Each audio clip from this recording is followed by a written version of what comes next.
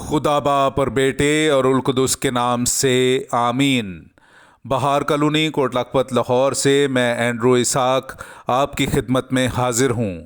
مسیح میں آپ سب کی سلامتی ہو۔ میرے عزیزو، آئیے ہم خداوند اپنے خدا کا شکر کریں جس نے آج کا یہ خوبصورت دن ہماری زندگی میں بڑھا دیا۔ تو آئیے عزیزو، ہم آج کے دن کا آغاز بائبل مقدس میں سے پاک ماں کیتھولک کلیسیا کی چنی ہوئی تلاوتوں سے کرتے ہیں۔ انہوں نے کلیسیا کو بیان کیا کہ خدا نے ہمارے ساتھ رہ کر کیا کیا۔ ہمارے لیے آج کی پہلی تلاوت رسولوں کے اعمال، اس کا 14واں باب، 19ویں آیت سے لے کر 28ویں آیت تک۔ تب بعض یہودیوں نے انطاکیہ اور کونیا سے آ کر لوگوں کو ابھارا اور پولوس کو سنگسار کیا، اور یہ سمجھ کر کہ یہ مر گیا ہے اسے شہر کے باہر گھسیٹ لے گئے۔ مگر جب شاگرد اس کے ارد گرد آ کھڑے ہوئے تو وہ اٹھ کر شہر میں آیا اور دوسرے دن برنباس کے ساتھ دربہ کو چلا گیا۔ اور جب وہ اس شہر میں بشارت دے کر بہت سے شاگرد کر چکے تو لسترا اور کونیا سے ہوتے ہوئے انطاکیہ میں واپس آ گئے، اور شاگردوں کے دلوں کو مضبوط کرتے اور نصیحت کرتے تھے کہ ایمان پر قائم رہو، اور کہتے تھے کہ ضرور ہے کہ ہم بہت مصیبتیں سہ کر خدا کی بادشاہی میں داخل ہوں۔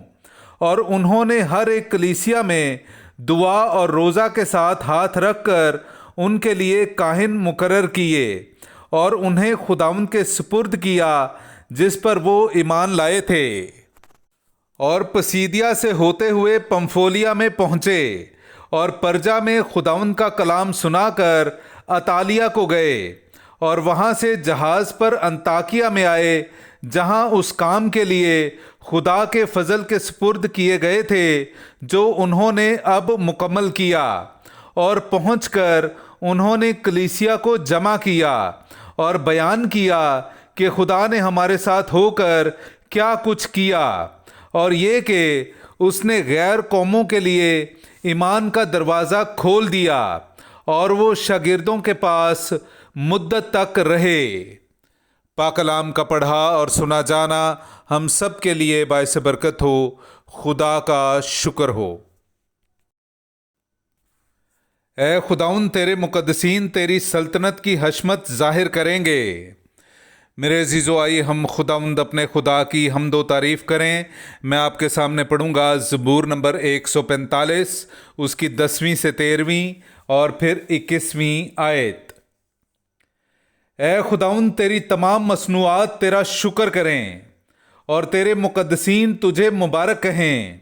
وہ تیری سلطنت کی شوکت کی بات کریں اور تیری قدرت کا ذکر کریں، تاکہ تیری قدرت اور تیری عظیم سلطنت کی حشمت بنی آدم پر ظاہر کریں۔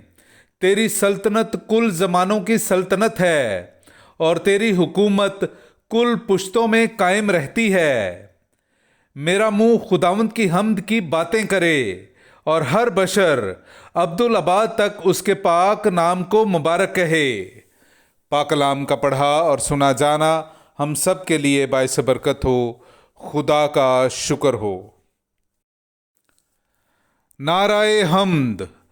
یہ ضرور تھا کہ المسیح دکھ اٹھائے اور مردوں میں سے جی اٹھے، اور اس طرح اپنے جلال میں داخل ہو۔ ہاللویا۔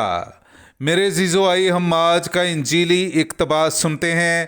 انجیل مقدس بامطابق مقدس یوحنا، اس کا 14واں باب، 27ویں آیت سے لے کر 31ویں آیت تک۔ میں تمہیں سلامتی دیے جاتا ہوں، اپنی سلامتی تمہیں دیتا ہوں۔ جس طرح دنیا دیتی ہے اسی طرح میں نہیں دیتا۔ تمہارا دل نہ گھبرائے اور نہ ڈرے۔ تم سن چکے ہو کہ میں نے تم سے کہا کہ میں جاتا ہوں اور کہ تمہارے پاس پھر آتا ہوں۔ اگر تم مجھے پیار کرتے تو تم خوش ہوتے کہ میں باپ کے پاس جاتا ہوں، کیونکہ باپ مجھ سے بڑا ہے، اور اب میں نے تم سے اس کے ہونے سے پیشتر کہہ دیا ہے، تاکہ جب ہو جائے تو تم ایمان لاؤ۔ اب سے میں تم سے بہت باتیں نہ کروں گا، کیونکہ دنیا کا سردار آتا ہے اور اس کا مجھ میں کچھ نہیں، لیکن یہ اس لیے ہوتا ہے کہ دنیا جانے کہ میں باپ کو پیار کرتا ہوں، اور کہ جس طرح باپ نے مجھے حکم دیا ہے میں ویسا ہی کرتا ہوں۔ اٹھو یہاں سے چلیں۔ پاک کلام کا پڑھا اور سنا جانا ہم سب کے لیے باعث برکت ہو۔ خدا کا شکر ہو۔